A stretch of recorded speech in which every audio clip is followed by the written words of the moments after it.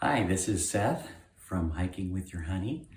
Honey's got the camera, and joining us here is our coworker, Jack, as we call him, from clivethecat.com. And today we're going to have an experiment, a new way of building a fire. Last night, and we'll get into this in the next video, I had the fun of going out and harvesting dry kindling after an ice storm. And we'll talk about how to find that and how to build a fire from there. But today we're gonna go really simple. We're gonna try to get a quick fire. So I bought one of these and I don't know how it works, but we're gonna try it and see. Supposedly you just light the wrapper and off the fire goes. Where did you get this, hiker? Oh, I got this at Kroger. I think it was $3.99. What's it called? Say the name of it, please. Fireside Supreme Fire Log.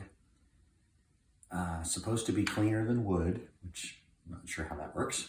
Easy cleanup, fast lighting, 4 hours to burn time.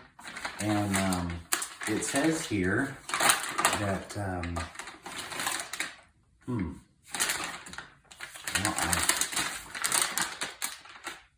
having a bit of trouble here finding the instructions. On the back. Here it says light here.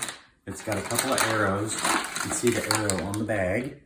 It tells you where to light. Oh, here it is. Fire log. It says, without tearing, loosen paper around fire log. Place one fire log on grate near the rear of the fireplace, with the light here flap on top. Light the top seam at each arrow, close the fireplace screen, and enjoy.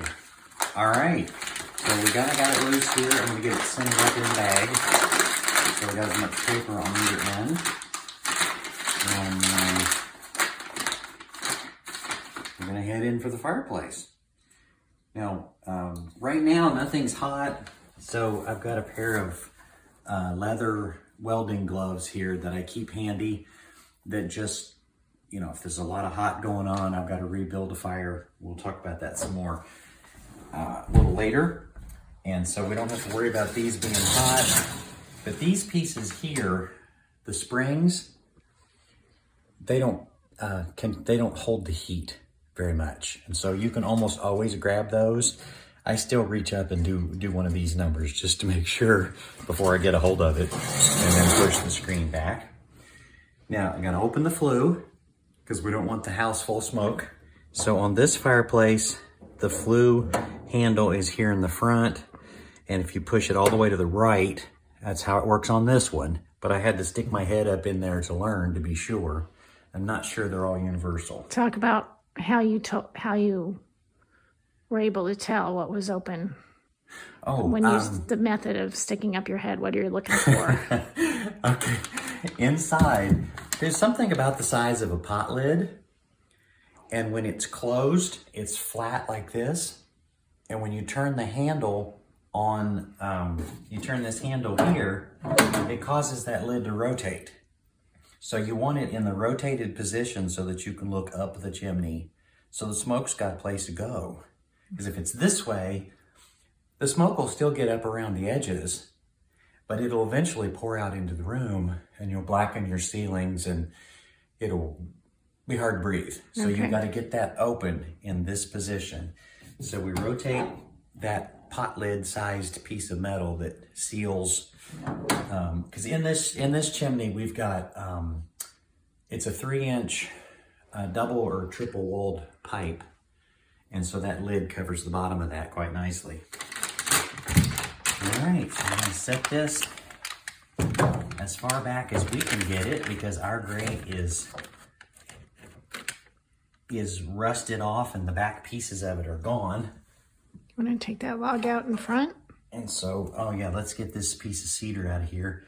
I pulled that out of a rock pile in the backyard and took a hatchet and trimmed the ice and all the rot off of it so that we could use it for later. But it was laying there in the front so that it would dry out from a fire from last night. So it's good and dry now, ready for today. But this time, we've just got your standard little fire stick. The safety is turned to unlock, and I've got the flame dial here turned all the way up so that I get a nice, well, get a lot of flame, get the most flame. And we're just gonna light this right here like it says. There we go. Whoops. And light this one. And like I say, this is an experiment, so. It's not quite the aesthetic look, but I suppose the paper will burn off pretty quick. That's what I'm assuming. Hope so. And then, so the idea behind having something like this is when you've run out of firewood, Or you don't have time to mess with it. You just want to get a fire quick. You got rugrats running around, something like that. You don't have...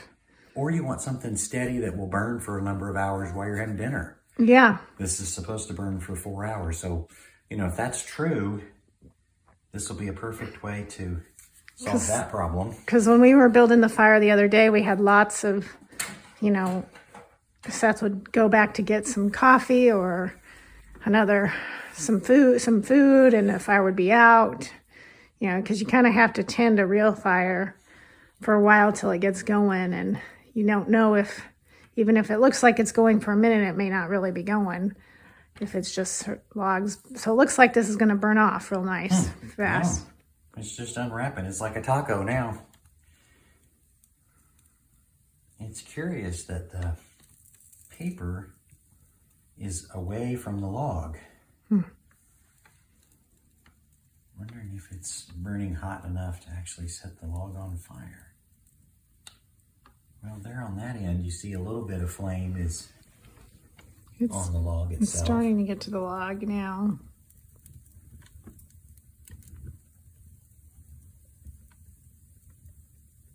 Huh, interesting.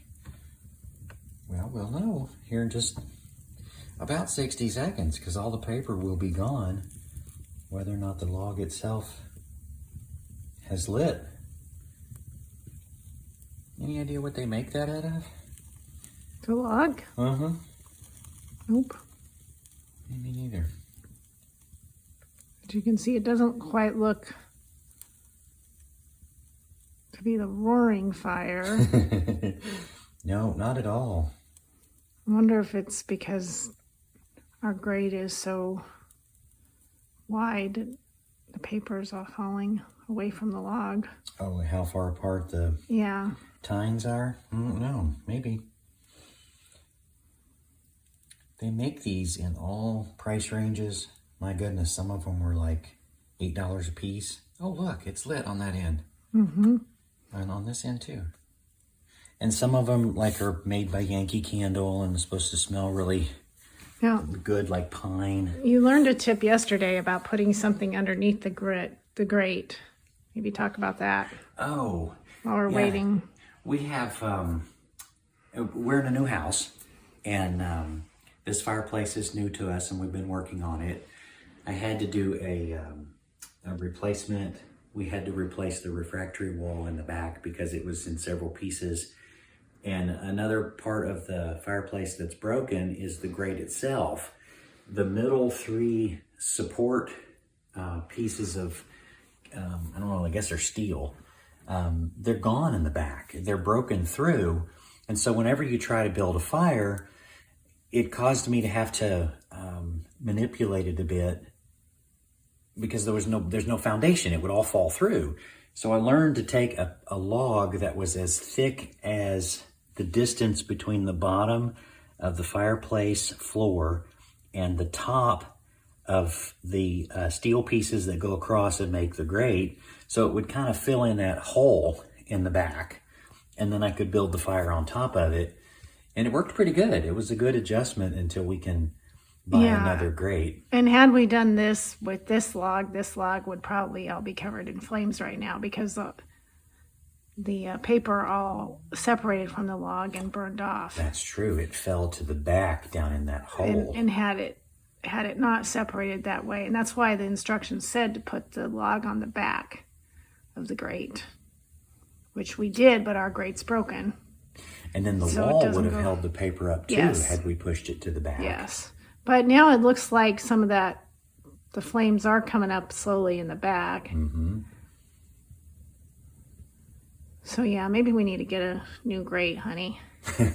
Yeah. Might make it easier. I think so. But it's pretty good. I mean, that's not for $4. And, you know, if you just want a quick fire, and that's nice. I mean, sit here and read a book or whatever. It's not Yeah, terrible. now I have to tend it. You don't think about it anymore. Just let her burn. I am curious, though. I'm going to try something. Here on this corner, let's add a flame here and see if it catches. it'll catch. I mean, if that paper burning would catch it. I noticed that paper was burning very hot. Oh, there it Oh, goes. look there. So yeah, I Okay. guess if it doesn't light well, you can just kind of help it. I don't know. That is just fascinating. You see how much smoke is pouring out from underneath? Mm-hmm. There's more flame coming. There'll be some flames there soon. So there you go. That's probably the easiest way to build a fire. And for next video, we're going to show you, if you tune down, focus down here on this box, we're going to talk some more about this. But these I got out of a cedar tree. Makes outstanding, easy to start kindling. After a nice storm, got them from up inside the tree where they were protected. And I realized that ice was only on one side of the tree. So I was able to reach up and get some that was on the side of the tree that had no ice. They were But you already dead. Oh, you said they were dead? Yeah. And so I just popped them loose. And that's a great way to find some kindling even when, you know, everything is, quote, all covered in ice. It's not all really, because some of it is protected and sheltered. And this is Seth and Laurel, Hiker and Honey, from Hiking With Your Honey at hikingwithyourhoney.com. And here's the fire we built with this. Say the name of the log again, honey. Oh, we my. burnt up the log. We burnt it off. I don't know. It was some sort of fire starter log at Kroger. And, You have to yeah, go it back was to listen to the video to find out the $3.99. name. All right. Bye for now. See you, bye, hiker. Goodbye.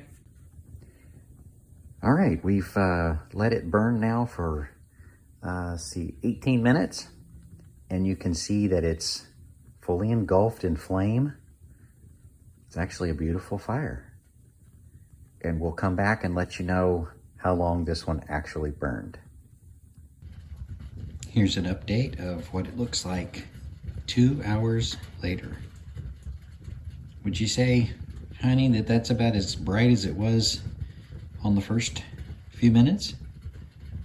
Yeah, I mean, the difference now is it's coming up in the middle. The log kind of split. And it's also coming up in the middle. It was just coming up behind in the beginning.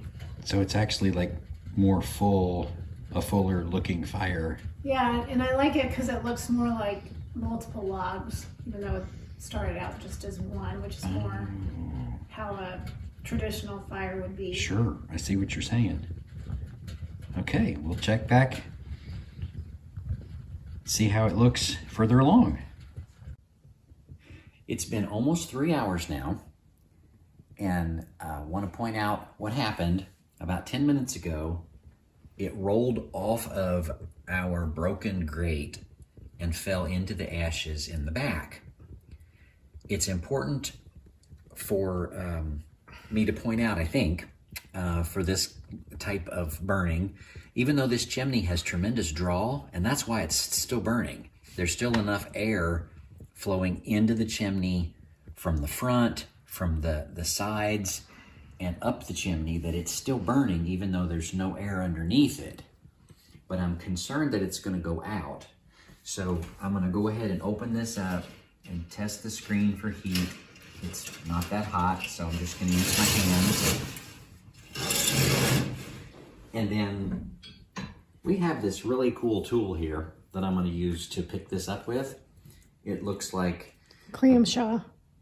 Yeah, I was going to say praying mantis. Oh, clamshell. Coming to get you. All right, so I'm gonna stick the bottom teeth up under there so that it doesn't rock on me, and then pinch.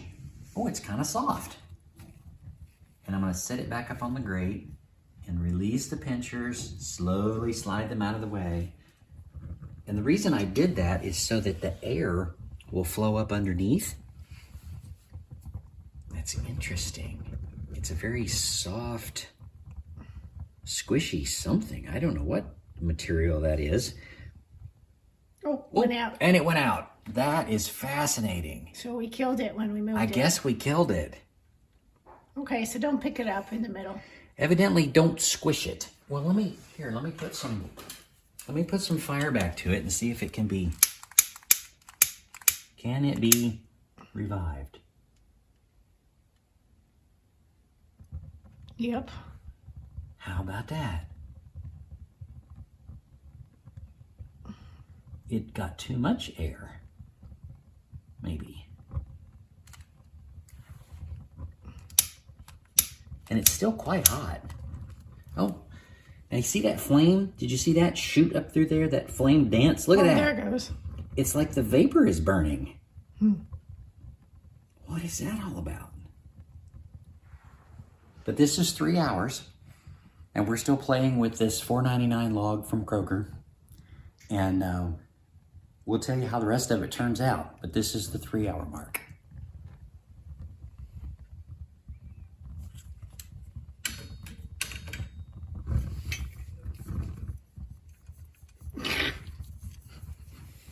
Cut. Is it on? Yeah. We just turned it off at the 3-hour mark, and I was playing with it, trying to see how to get it started. It went out again, and then I touched it. I pushed on it a little bit, and it just went, it did this, what you're looking at here. And so it disintegrated. So it's almost like it's nothing but ash right now. Whoa. Look at that.